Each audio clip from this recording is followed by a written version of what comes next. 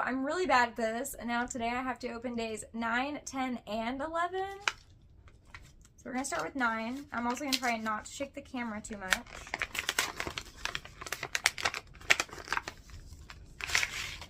Oh goodness. It's a little like measuring thing, and then a cute little Hobby Lobby keychain. I love it. Day 10 sounds very jingly.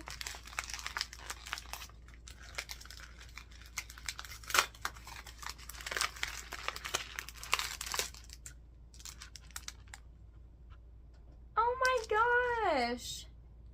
That is so cute. Little yarn earrings and then a yarnologist necklace. Now for day 11.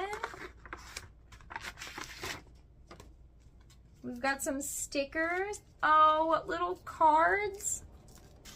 Okay, hang on, I'm dropping everything. Bunch of little cards. And then the envelopes to put the